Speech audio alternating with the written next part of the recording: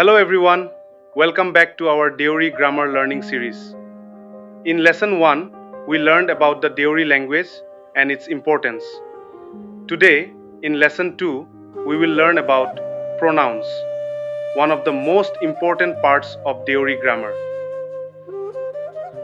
What is a pronoun? A pronoun is a word that replaces a noun. For example, Jyoti is a teacher, he is a teacher. Instead of repeating names, we use pronouns. Let's learn Deori pronouns. A, no, ba, jo, lu, bu.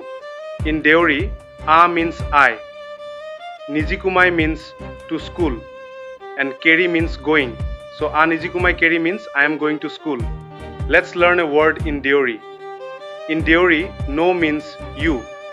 For example, no nijikumai kerina means are you going to school? In Deori, the word ba means both he and she. For example, bawa sajeri.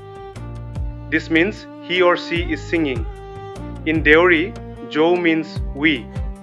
For example, jua jinini. This translates to we are drinking water.